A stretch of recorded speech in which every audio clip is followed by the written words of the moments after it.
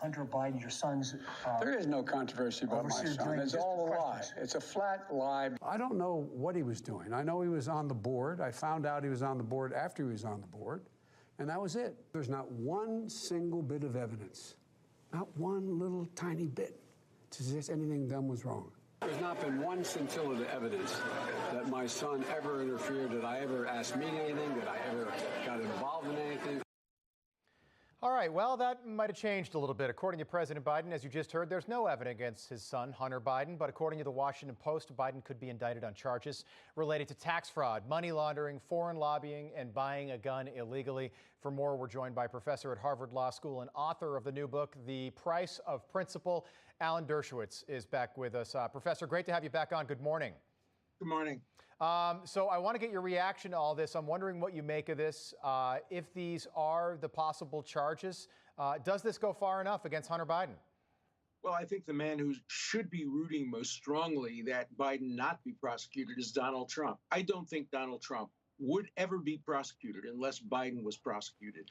But if Biden is prosecuted, then Garland has the excuse to say, look, we're objective, we're neutral, we're going after the son of the president, we're also going after the future nominee for the president of the Republican Party.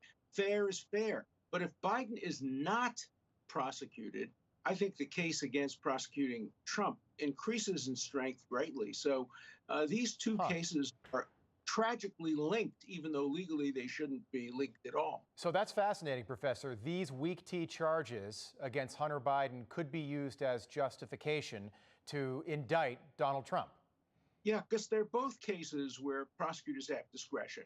Most people who are charged with making false statements on guns aren't prosecuted. But if your name is Biden, you're more likely to be investigated. The same thing is true with Trump. Most cases where presidents bring home with them material aren't prosecuted. But if your name is Trump, you're likely to be investigated. So the cases are very, very different, but politically, they parallel each other in different ways. Okay, Joe Biden's got 2 more years in office, at least, if we're being honest. What about the side of this that says, hey, let's do this now? He's got 2 more years in office. We'll indict Hunter if he doesn't plea. He's found guilty, and then his dad bails him out with a pardon. Oh, I don't think there'll be a pardon. I doubt if a man is running for president, he's not going to pardon his son. Maybe he'd pardon him after he won or lost the next election. Also, I don't think the gun charge really carries a prison term, likely prison term. It most likely would be pled to as a misdemeanor.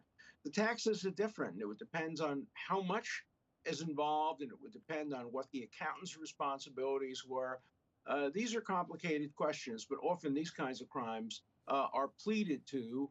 And if it's done quickly and the son says there was no involvement of the father, it might not affect his chances of running for re-election. So there are a lot of moving parts. The other element is that, you know, of course, the media buried this story before the 2020 election. They could now use it to bury Joe Biden if they wanted to before the 2024 election and get him to step down or back out in some way. Well, I think there's a big difference between a son doing something wrong. We've had that. Many former presidents have had relatives, Jimmy Carter and Bill Clinton, and you name it. But if there's any proof of involvement of the president himself, which I don't think there is at the moment, except for, you know, some speculative hearsay, I think that's a big difference. You don't blame the fathers for the sins of the sons. Just say you don't blame the sons for the sins of the fathers. That's a good point, Professor. But this really is this is a Joe Biden story, I think, just like it's a Hunter Biden story. That's why we're talking about it, not because Hunter Biden's not a good guy, because a lot of this implies directly the now leader of the free world. I want to get your comment on, so the Media Research Center did a poll right after the 2020 election. 50% of voters did not know about the laptop before the election. 10% of that number said they would have changed their vote to Donald Trump. So this could have shifted the entirety of the 2020 election, this laptop from October 2020. What do you make of the political bias that seems to be implicit right now at the FBI? Well, but the opposite happened with Hillary Clinton, where they disclosed problems, James Comey, and that may have cost her the election. The Justice Department ought to have one rule, and that is they ought not to be in any way doing things which can affect an election. They should wait until after the election, but that applies equally on both sides. We don't want to see the weaponization of the criminal justice system to impact elections. All right, Professor Alan Dershowitz, we appreciate you getting up and being with us this morning. Thanks so much for your time. Good to see you. Thank you. All right.